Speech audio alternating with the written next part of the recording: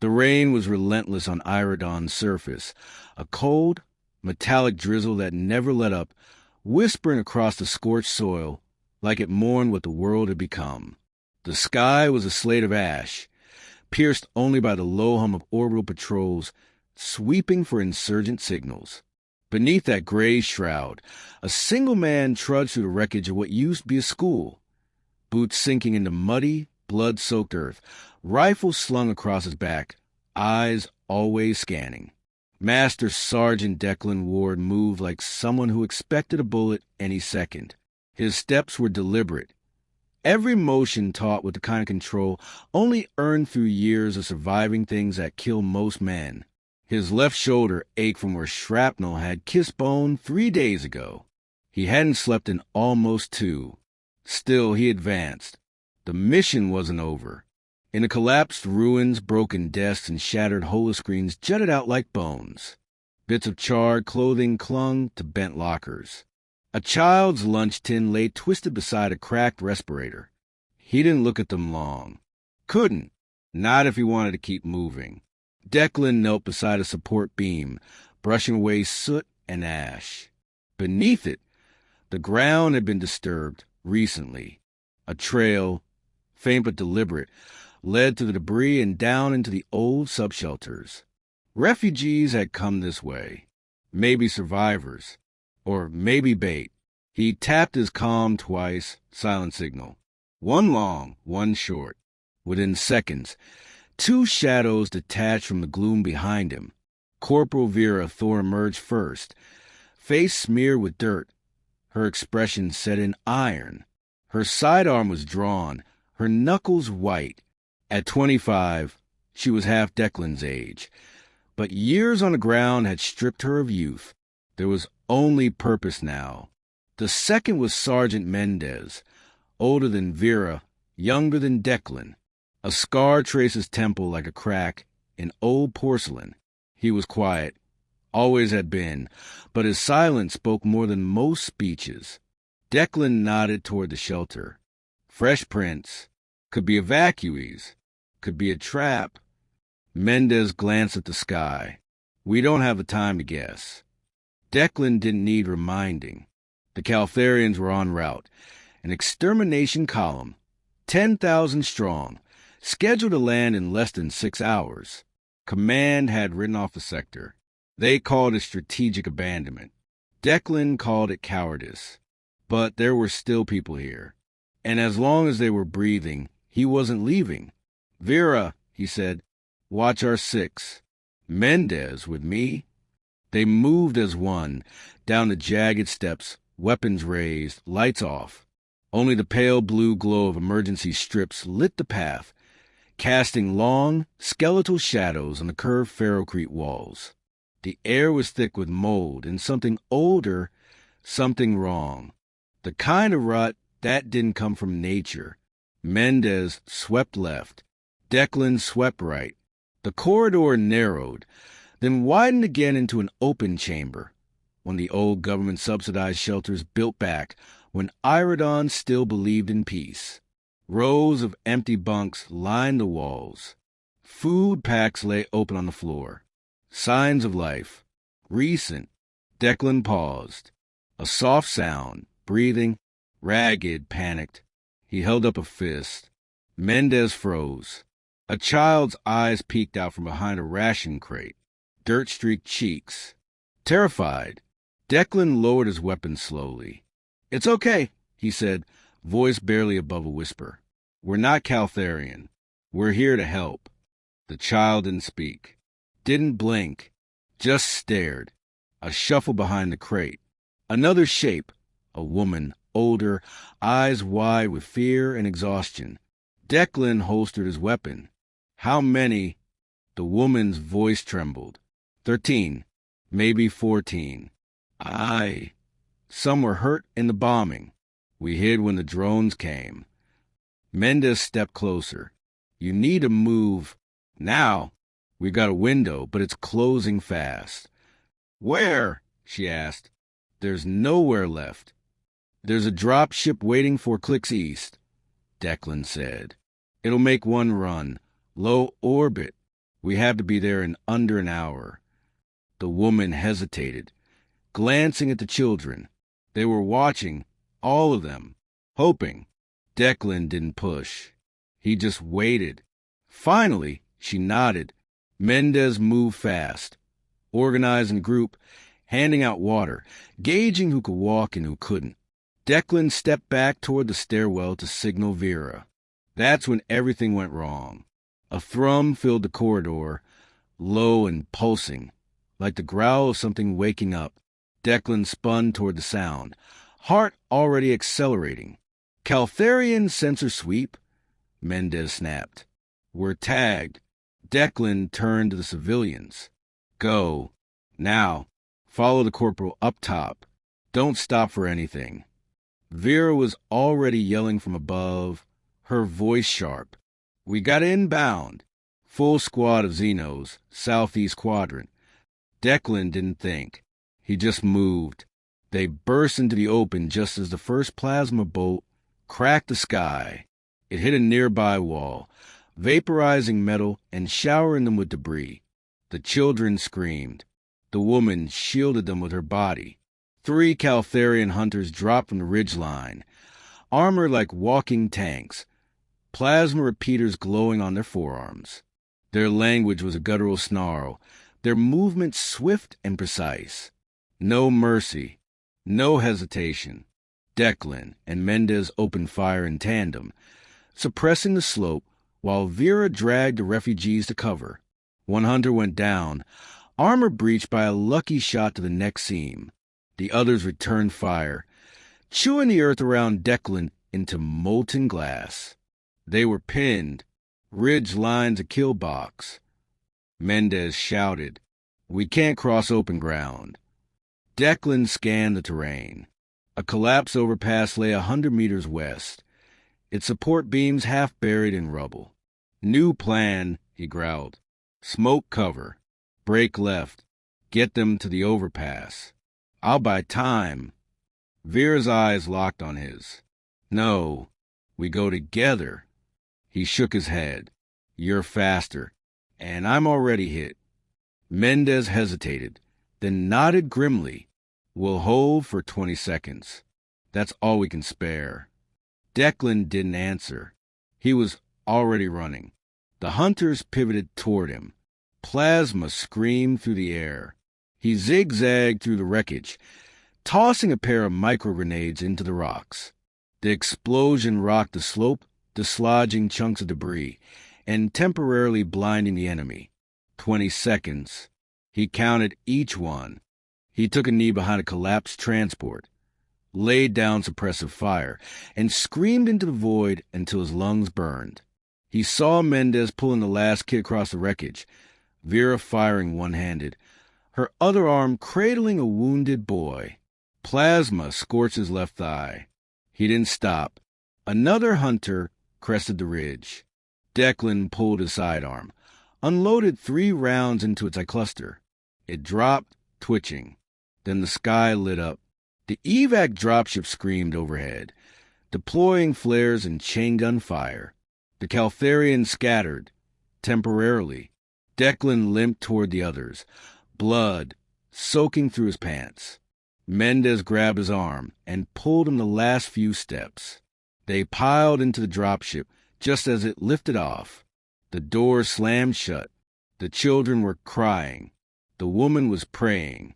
Vera sat slumped in the corner, her coat smoldering. Declan lay on the cold steel floor, staring at the ceiling. They had made it. Barely. He closed his eyes. But only for a moment, because he knew this wasn't the end. It was the beginning. The dropship's ramp hissed open as icy wind slammed into Declan's face. The blast of cold was sharp, biting, but it grounded him in the moment. Behind him, the inferno that had once been Caltharian dreadship Vorkthar blazed in the upper atmosphere, shedding burning debris like a dying god. He didn't look back. He stepped onto the frozen surface of Nemea, for boots crunching against the crust of ash-flecked snow. The land stretched empty before him, flat plains of cracked ice and jagged black stone.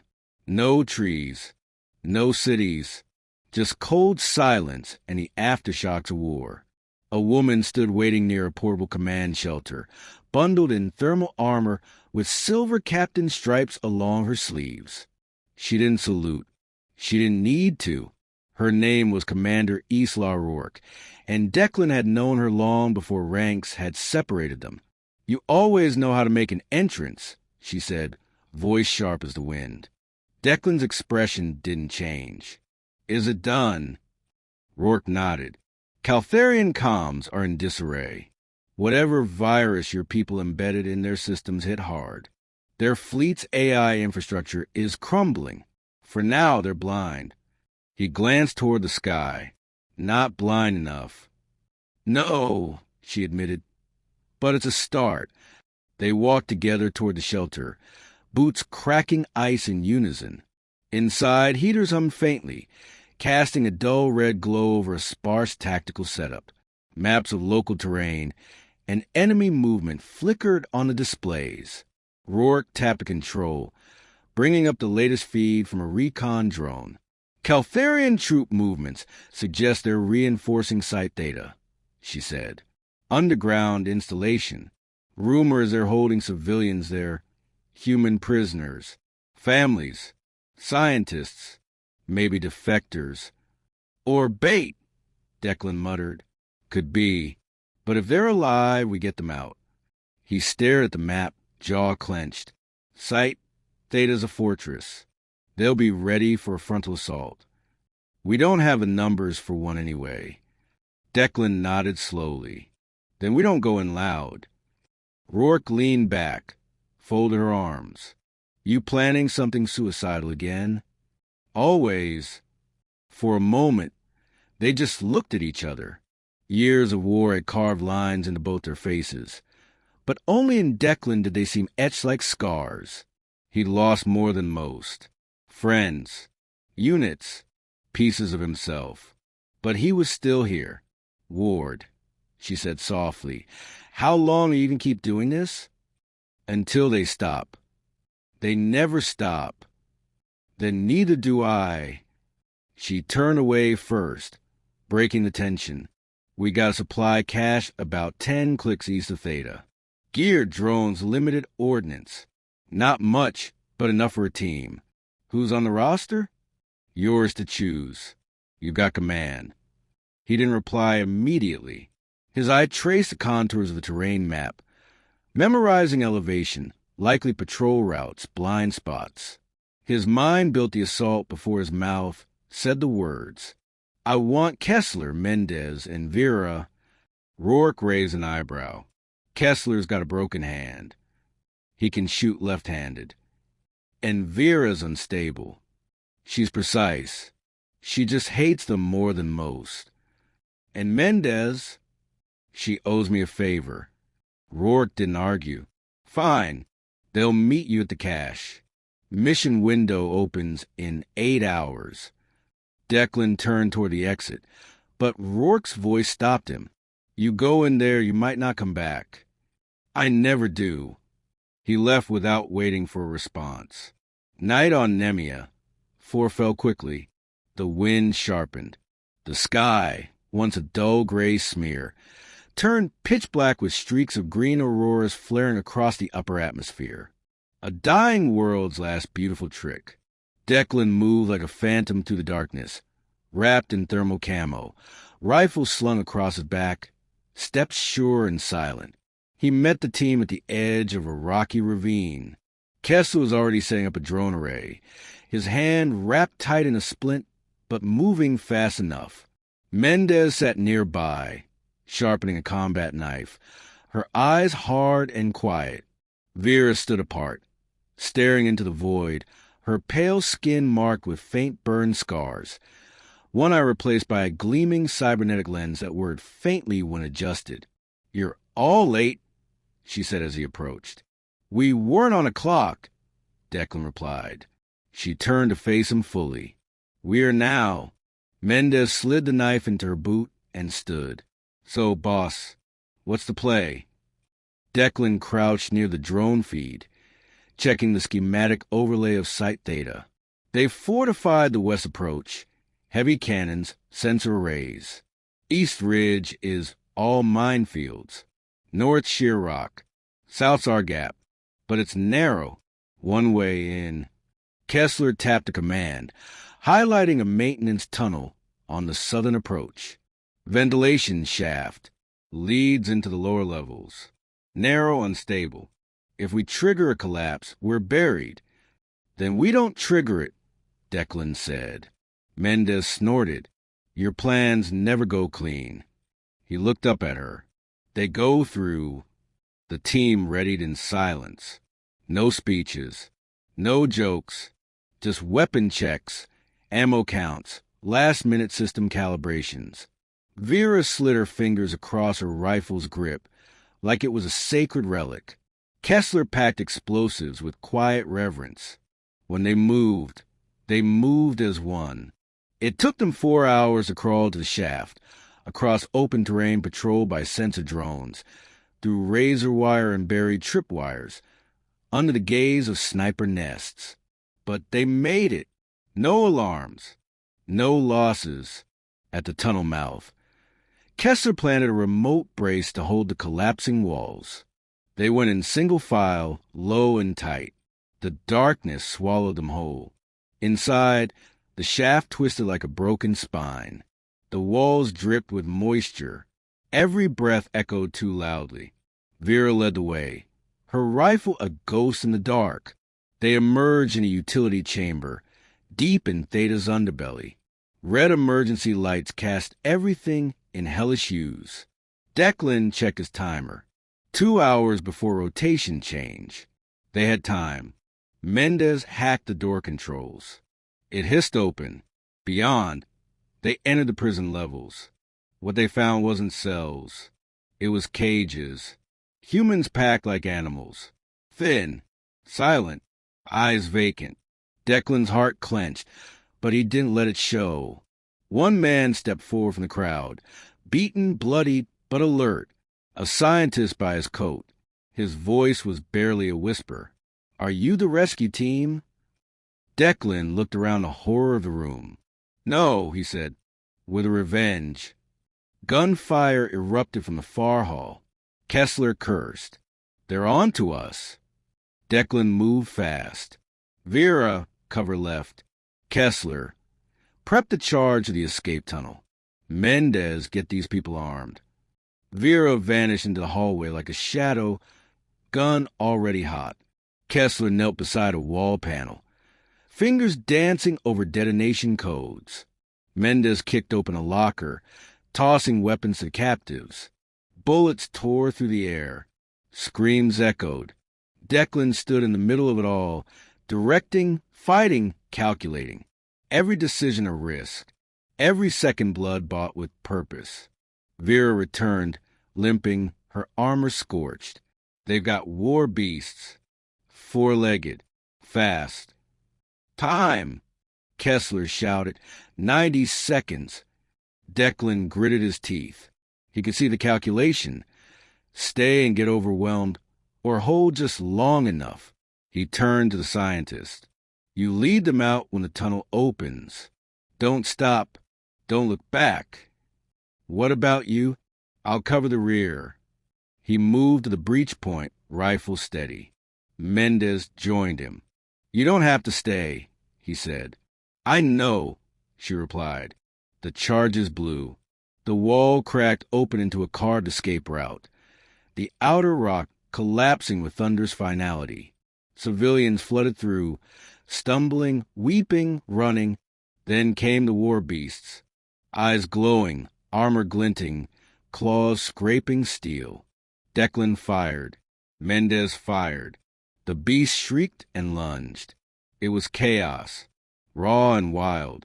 One beast slammed Declan into a wall. Pain flared.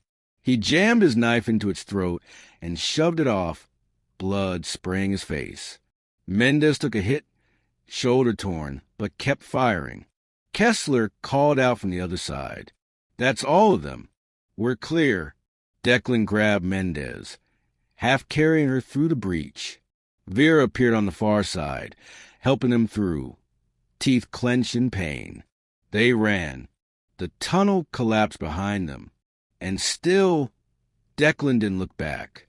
They emerged into night, wounded, filthy, alive. In the distance, a signal beacon blinked. Evac was inbound. Declan stood beneath the fractured sky, blood seeping down his side, eyes fixed on the distant firelight of the installation still burning behind them. He bought them freedom. But the war wasn't over.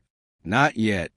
The air reeked of scorched flesh and melted steel as the evac shuttle touched down in a control hover. Snow kicked up in violent spirals, the wash of the engines momentarily drowning the world in deafening roar. Declan shielded his eyes and waved toward the cockpit. A red strobe blinked back in acknowledgement. They had 2 minutes. He turned to survivors. 31 civilians, wrapped in scavenged coats, bloodied and silent. Mendez leaned against a broken supply crate, left arm limp at her side, skin pale from blood loss. Kessler sat with his back to a rock, cradling his splinted hand, lips moving in a silent count of their dwindling ammunition. Vera stood with her rifle still ready, her unblinking eye watching the horizon like a hawk. No one smiled. There was no victory here, just survival. The ramp dropped, and medics rushed out, shouting orders, pulling stretchers, dragging the wounded in. Declan helped lift a young girl with frostbite-blackened toes, passing her to the nearest corpseman. One by one, the rescued humans disappeared into the warmth of the shuttle. The wind howled. Time crawled. A sharp ping cracked through his comms. Rourke's voice, taut and low. New intel. We just intercepted a Caltharian broadcast. They're calling in a purge order for the entire quadrant. Declan's stomach knotted. What's the target? You. He looked up toward the jagged sky. How many? 3 Hunter-class strike cruisers.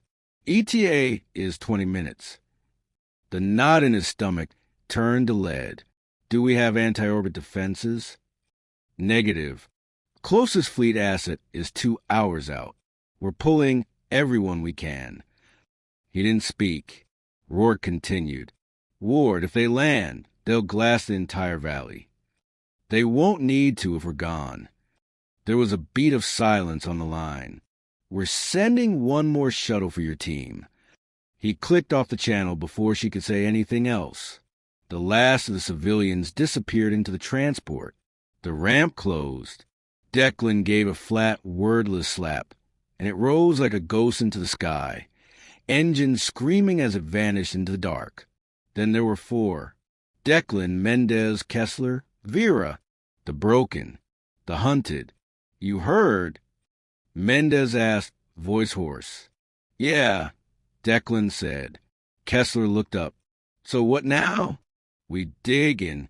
Declan shook his head. We buy time. For who? Vera asked. For the rest of them. For the next outpost. For whoever's next. She looked at him, face unreadable, and slowly nodded. They moved fast. The escape valley was bordered by 2 ridgelines, steep and pockmarked with ancient bunkers from a long-dead mining operation. Declan picked the southern ridge. Higher elevation, better field of fire, harder to flank. They scavenged where they could: sandbags, rusted drones, damaged plasma turrets. Kessler improvised a perimeter with scavenged thermal charges. Mendez pulled shrapnel from her arm with a pair of sterilized tweezers, face blank with pain. Vera stacked ammunition beside her like sacred offerings, whispering names under her breath. Declan didn't ask who they were. Every hand movement had purpose. Every word was necessary. There was no room for sentiment. As the sun peeled back over the horizon, they saw them, 3 dark streaks burning across the sky, like falling gods. Caltharian drop pods. Declan dropped behind the sandbag line, sighting down his rifle. We hold this ridge. No one gets through. Mendez sat beside him, legs outstretched, pistol resting on her knee, just like Merrow Ridge. Don't say that, Kessler muttered. Everyone died at Merrow Ridge. Exactly, she said with a grin, then winced. Feels appropriate. The pods hit like meteors.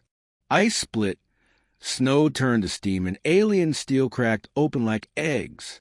Caltharians poured out, 7 feet tall, insectal armor glistening, weapons fused to their arms. Not soldiers, executioners, the best the Empire had.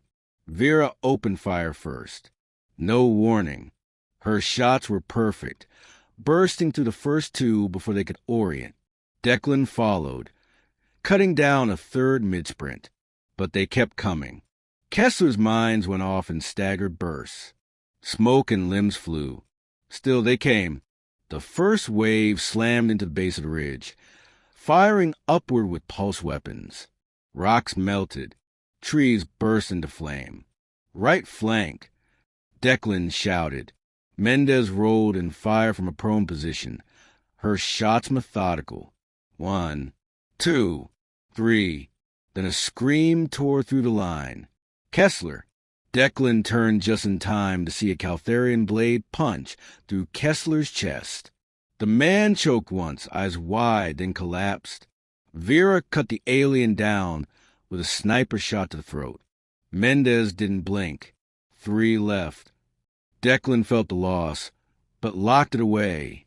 We keep going. They shifted position, firing and retreating between makeshift cover. The second wave came with jump packs, skimming low, dodging return fire, flanking from both sides. Declan caught one mid-leap, slamming it with an explosive round that turned its torso into vapor. Vera screamed something in a language he didn't recognize and threw herself into melee. Rifle gone, blades drawn. She moved like a demon, fast, precise, merciless. 2 Caltharians fell before one caught her with a plasma lash. She staggered, then impaled the thing on her own broken blade. By the time she fell, the snow was red. Mendez dragged her cover, half crawling. She's breathing. Declan nodded. Hold them. He moved to the ridge's center, activated the beacon strapped to his belt, and linked it to Kessler's final charges. A Caltharian captain, twice the size of the others, armored like a tank, charged through the smoke. It roared something guttural and ancient, raising both arms. Declan met it head-on, ducking the first strike, firing a round into its knee, then sliding under its second blow. He jammed the beacon into the creature's abdomen. The explosives went off in a blinding flash. Silence followed, the kind that rang in your skull. Declan blinked through smoke and blood. The Caltharian lay in pieces. The ridge was on fire. Snow fell in ash-like flakes. He stumbled back to Mendez and Vera. The former was bleeding from her thigh now, still firing. The latter coughed weakly, but lifted her head. Still here, Vera said. Good, Declan replied. Overhead, the sky split again, this time not with drop pods, but with a different sound. Engines. Fast, loud, angry.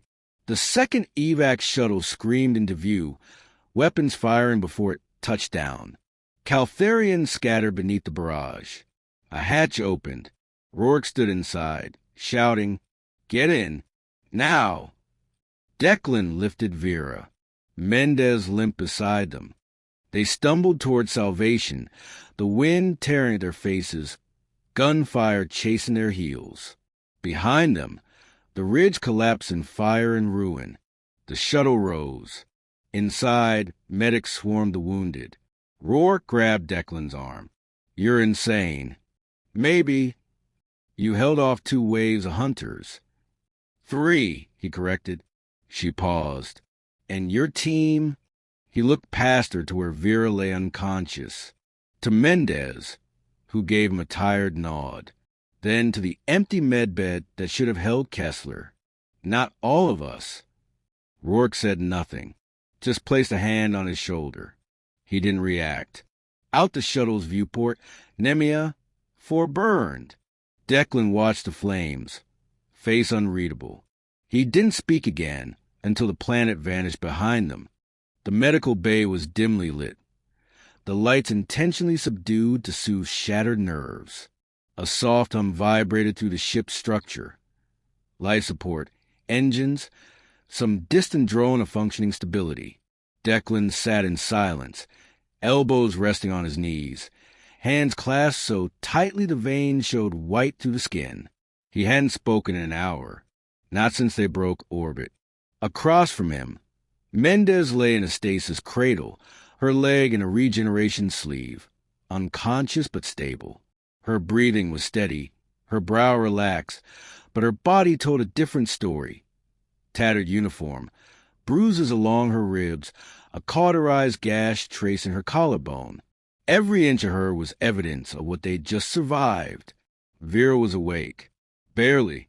She was propped up on pillows in the corner of the room, swaddled in thermal blankets, a fresh scar stitched across her jaw. Her I met Declan's. For a moment, neither spoke. There was no need. The silence between them said enough. Rourke entered with 2 mugs of bitter stem CF. She handed one to Declan without asking and took the seat beside him. She looked worse than he did. Sleepless, smudged with grease and blood, her uniform wrinkled and burned at the edges. Command hadn't spared her from the front lines, not after what she'd authorized. "I got the report," she said after a beat. "Sat feeds, combat telemetry, biosigns." She took a sip. "The council wants to give you a medal." Declan scoffed under his breath. "They're calling it a delaying action of historic proportions," Rourke continued. 31 civilians saved. 200 class waves neutralized. Strategic orbital route preserved. He stared into his cup like it held answers. "We didn't win. You weren't meant to. That was the point," he muttered. "Die well. Buy time. Get written into someone else's victory speech." Rourke studied him. "You're not wrong, but you're also still here." He took a slow sip. The CAF was bitter metallic, like blood and snow. She placed a small device on the table between them. A flicker of light, and projection sprang to life. A top-down view of a planet, not unlike Nemea, for but greener, dotted with civilian arcologies. The simulation fast-forwarded. Enemy cruisers entering orbit, drop pods descending. Then came counterfire. From the ground, rail batteries, artillery arrays, even repurposed atmospheric thrusters redirecting incoming ships. Declan frowned. "This isn't from Nemea." "No, it's from Jericho's spire." He leaned in. "That was supposed to be a loss." "It was," she said, "until the civilian defense net activated." She let the simulation play. They didn't have a standing military, but they had protocols. They had a warning system. They had hope. Declan looked up. "They learned from Nemea. They learned from you." He sat back, breath leaving him in a slow exhale. "So what's next?" Rourke's gaze hardened. "They're adapting, Declan. The Caltharians. They're learning what makes us dangerous, what makes us human. Every time we surprise them, they change the equation. One day, improvisation won't be enough." He understood what she wasn't saying. The victories were real, but temporary. Tactical defiance, not strategic dominance. "We have a chance to change that," she said quietly. "We're building something, not just resistance. Continuity. A doctrine." "A doctrine?" he echoed. "A way of war that they can't predict. Not just soldiers. Cells. Irregulars. Ghosts. Small teams with autonomy and teeth. Like yours." His jaw tightened. "You want to clone us?" "No," she said. "We want to learn from you. Not make more Declan Wards. We couldn't if we tried. But we can study what you did. How you thought. How you chose where to fight. When to run. How to survive. We can turn your decisions into patterns. Doctrine. Strategy." He looked back toward Mendez. still unconscious. What about the people who pay the price for all that learning? We honor them by not wasting it. He stared at her for a long moment, then nodded once. Behind them, Vera stirred. Her voice was hoarse but clear. You're both missing the point. Rourke turned. Enlighten us. Vera pushed herself up, grimacing. You want doctrine? Here's the lesson. You can't program what we did. You can't synthesize desperation. You can't model madness. Declan didn't hold that ridge because of training. He did it because he didn't care if he lived, so long as someone else did. Rourke tilted her head. So what do you suggest? Stop trying to make heroes, Vera said. Make people who give a damn. The words lingered in the air like smoke. Eventually, Rourke rose. We'll be docked at Vegas Station in 2 hours. There's a council liaison waiting for you. Do I have to talk to them? Declan asked. You don't have to say anything. Just show your face. Let them look into the eyes of the man who gave them a future. He didn't reply. She turned to go. At the door, she paused. There's a kid on board, one of the evacuees. Says she saw you carry her brother out of a collapsed shelter. She's been asking for you. Declan looked up sharply. What's her name? Lena, Rourke said. 8 years old. Keeps drawing pictures of the ridge. Flames and everything. He stood slowly. Take me to her. The hallway was quiet, lined with soldiers and refugees, some seated, some curled asleep against the bulkhead. Declan moved through them like a shadow. Every face he passed was a reminder, a cost, a reason. They reached a small storage room converted into a makeshift classroom. Inside, a handful of children sat in a loose circle, watched over by 2 volunteer nurses. Crude drawings covered the walls. Ships, stars, stick figures with rifles. One girl looked up as they entered. Her hair was a tangled mess. Her coat hung off her shoulders. But her eyes, those wide, searching eyes, locked onto Declan like he was gravity. You came, she whispered. Declan knelt in front of her. Lena, right? She nodded, then reached into her pocket and pulled out a folded piece of paper. She held it out to him. He unfolded it carefully. It was a crude drawing of a figure standing on a ridge of fire, arms wide, facing down an army of towering black shapes. In the corner was a smaller stick, figure being carried on broad shoulders. That you? He asked. She nodded again. You didn't let them get me. His throat tightened. I want to be like you, she said. He swallowed hard. No, he said gently. Be better. She didn't answer, just leaned forward and hugged him. He stayed there, on his knees, holding on to the only reason any of it had mattered. Hours later, the ship docked. Vegas Station glowed in soft orbit. A bastion of glass and steel, a symbol of something reclaimed. Declan didn't attend the ceremony. He didn't wear the medal. He stood in the observation deck, watching as the stars spun slowly past. Mendez joined him, walking with a limp. Vera followed, wrapped in a long coat, her hand resting lightly on the rail. None of them spoke. Behind them, the brass shook hands. Applause echoed faintly through the corridor walls. But here in this quiet space, the war still hung in the silence between them. Declan finally broke it. They're not going to stop. No, Mendez agreed. They'll keep coming.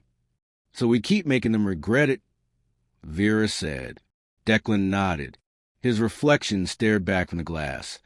Older, wearier, but unbroken. Then he turned away from the stars. There was work to do,